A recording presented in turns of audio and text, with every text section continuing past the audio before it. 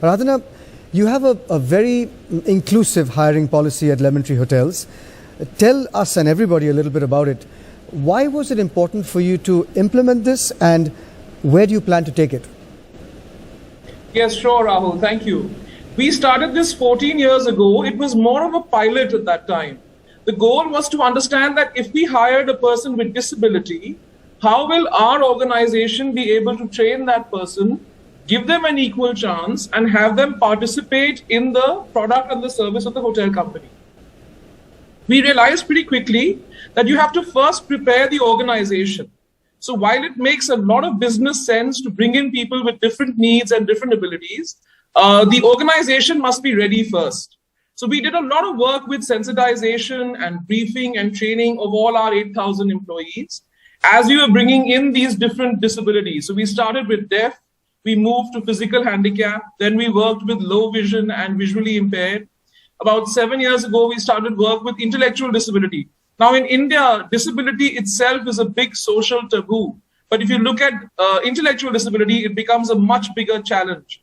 And we had to work really around it from a community perspective and a social perspective to bring in people with Down syndrome, slow learners, people with mild MR, autism, and so on. We also started work with acid survivors. This is another kind of disability that is growing in India, and it's really one of the most difficult ones, actually. I want to also make a statement that other than disability, we also bring in people from economically and socially marginalized backgrounds. This includes orphans, abandoned girls, widows, divorcees, battered women, and we've started work very recently with trans people. And in fact, we want to grow that segment. So we're focused on that for the future. What works well for us and why we do this? You asked, why do we go for this? You know, there is 2-3 things that happen. Look at it from an HR or an employee perspective.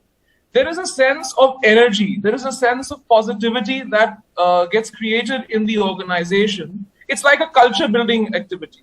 And people feel that they belong to this organization, whether it is the people with disability or the people without, it doesn't matter.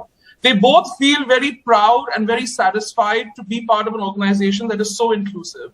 Because not only do we train and bring in people with disability, we also learn things from them. You know, because they negotiate their whole life with that particular special need, their other abilities are stronger. So we really do try to focus on the ability and not the disability. We match the job. There's a huge process of job mapping that takes place. So whether you look at the front office role, you look at the role of the person in the coffee shop, you look at a housekeeping role, we will look at it task by task and understand that would a deaf person be able to perform all these 20, 30 tasks? I just wanted to ask you something on that. I think it's just wonderful what you're doing. And, you know, 14 years ago you started. In that process, how do your guests react, and do they need sensitization? And, you know, because society is not as advanced in the kind of inclusion that you're talking about, which is absolutely wonderful. You're absolutely right, Dr. Roy. It does take a little bit of awareness building. So what we do is through our messaging, whether it's our website or our social media, we try to very gently bring in this idea that we are an inclusive company, and we highlight people of different needs and different abilities and on different occasions. When guests come into the hotel, sometimes they don't know anything about this. They're their first time guests. So there is a particular introductory card that a person with disability wears, especially the deaf person. Because if the guest starts talking to him and he's not able to hear you, maybe the guest will think he's not a good hotelier, which we don't want, right? So that little card says that I'm not able to hear and speak, and if you write down what you want, I'll be happy to help you. Now, we've noticed that the reaction of guests initially might be of surprise, but within a few seconds, it turns to something very positive because they realize that we are making this very mainstream, and it's not something we're doing for charity or social. You know, they understand it's our HR policy, it's our business model, they get it. And when they observe this person who's very well trained, when they observe the person going about doing his task, and he's doing it or she's doing it as well as any other, then they are very assured. They say, yes, of course, we're getting the service that we want.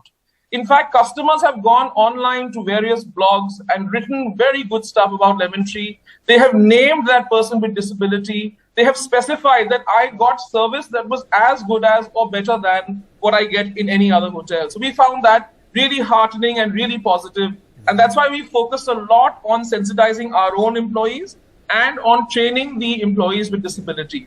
One more thing happens. When a guest comes who is a person with special needs, he likes to stay at Lemon Tree Hotels. And the reason is, he says that the staff are very well sensitized.